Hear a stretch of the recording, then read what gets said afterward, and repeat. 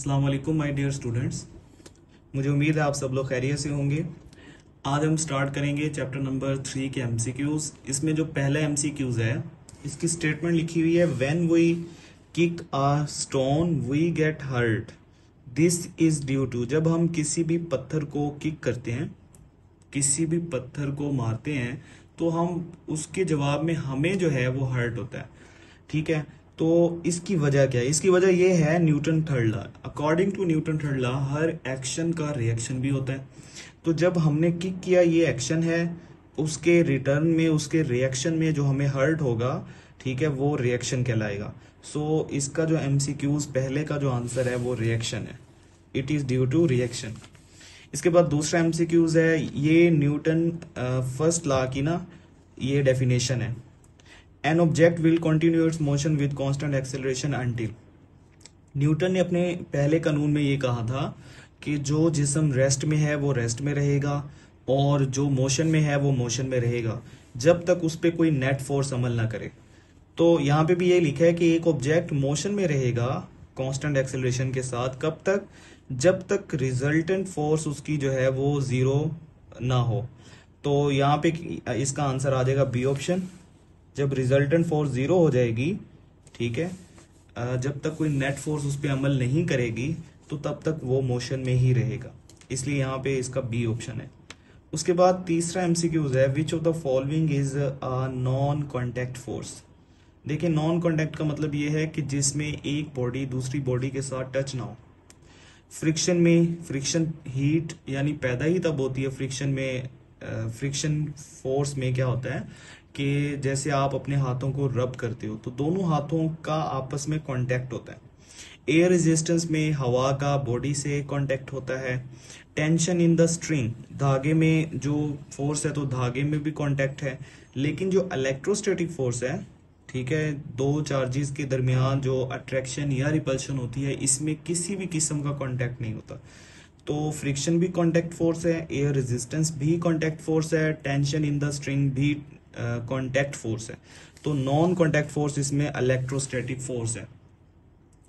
उसके बाद 3.4 है, इसमें लिखा हुआ है ball with initial momentum P. Initial momentum P है, और हिट अ सॉलिड, एक सॉलिड दीवार से टकराती है बॉल, बाउंस बैक होती है सेम वेलोसिटी के साथ, और मोमेंटम पूरा का पूरा क्या बन जाता है? P dash.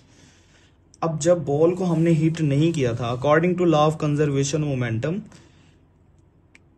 एक है मोमेंटम बिफोर कोलिजन, वो तो होगा zero. Before collision momentum zero इसलिए है कि टकराने से पहले मोमेंटम होगा ही नहीं, क्योंकि बॉल रेस्ट में है। ठीक है, तो इस वजह से momentum zero before collision. After collision हमारे पास इनिशियल मोमेंटम है पी, और फाइनल मोमेंटम है पी डैश। अब आप क्या करें, ये जो पी डैश है, ठीक है, इसकी वैल्यू निकाल लें। पी उधर जाके माइनस होगा, तो यहां से हमारे पास पी जो है, पी डैश जो है वो किसके बराबर आ जाएगा? माइनस पी के।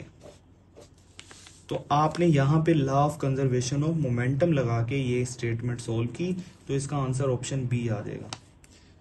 उसके बाद इसका पांचवा एमसीक्यूज है, a particle of mass m moving with velocity v collide, वो टकराता है। एक पार्टिकल जिसका मैस m है, वेलोसिटी v है, वो एक और पार्टिकल, उसी मैस जितना पार्टिकल जो कि रेस्ट में है। ये सबसे मेन बात है, जो दूसरा पार्टिकल है वो रेस्ट में है, यानी पहला पार्टिकल मूव कर रहा है, जो दूसरा पार्टिकल है वो रेस्ट में है। मूव इस तरह कर रहा है कि वो इससे आके टकराएगा।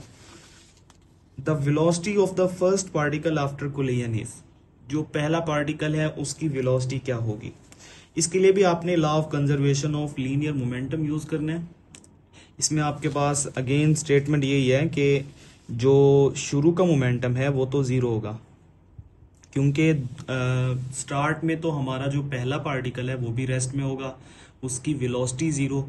अब जो भी बॉडी रेस्ट में हो, तो आपने याद रखना है उसका मोमेंटम जीरो होगा। सो बिफोर कोलिजन, टकराने से पहले का मोमेंटम जीरो हो गया।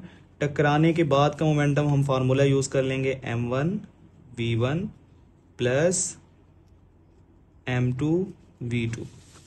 सो according to law of conservation of linear momentum, हमारे पास जो कोलिजन से पहले का मोमेंटम है वो 0 और बाद का मोमेंटम क्या है m1v1 प्लस m2v2।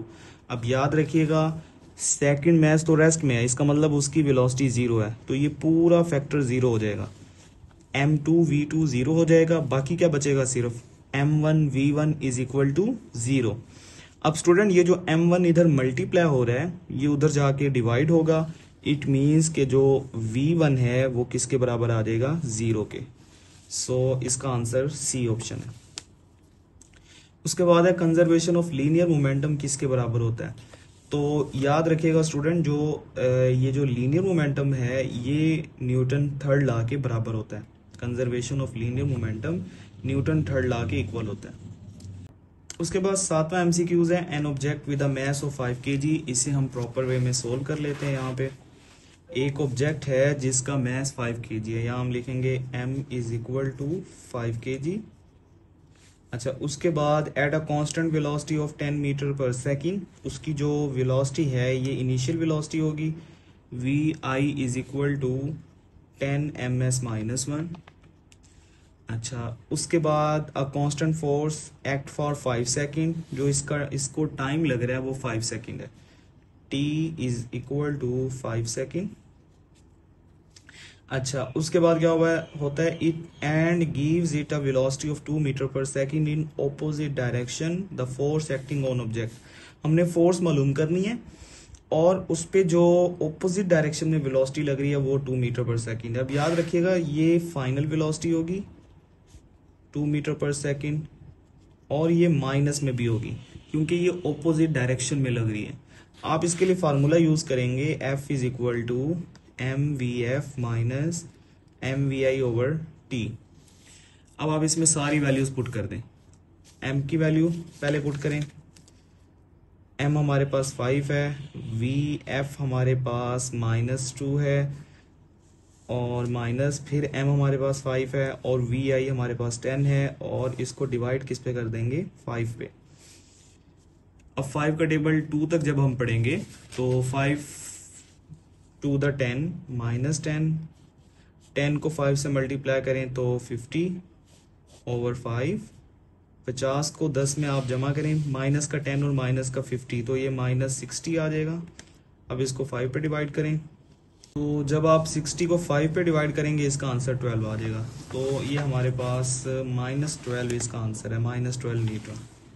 उसके बाद 8वां है a large force act on an object for a very short interval of time. एक बहुत लार्ज फोर्स लग रही है शॉर्ट इंटरवल ऑफ टाइम के लिए। It is easy to determine, हम इसमें फोर्स एंड टाइम को डिटरमाइन कर सकते हैं, ये हमारे लास्ट टॉपिक्स में मौजूद है, ये इसकी जो डिफाइन है इम्पल्स की। उसके बाद है अ lubricant is usually introduce between two surfaces. Lubricant का मतलब ऑयल या ग्रीस का इस्तेमाल करना। फ्रिक्शन को कम करने के लिए हम जब ऑयल या ग्रीस का इस्तेमाल करते हैं तो याद रखिएगा अब हमारे पास 2 सर्फेसिस हैं और उन दोनों के दरमियान ऑयल या ग्रीस यूज करेंगे तो फिर दोनों सर्फेसिस डायरेक्ट कांटेक्ट नहीं करेंगी। टेम्परेचर का कोई अमल दखल नहीं है, act as a ball bearing इसका भी कोई अमल दखल नहीं है, प्रोवाइडिंग रोलिंग फ्रिक्शन बिल्कुल ऐसा नहीं है, सर्फेसिस स्लाइडिंग भी हो सकती हैं। मेन चीज क्या है कि 2 सर्फेस के दरमियान अब कांटेक्ट नहीं होगा, तो इसका आंसर सी ऑप्शन है, prevents direct contact of the surface. So ये हमारे एमसीक्यू सॉल्व हो गए।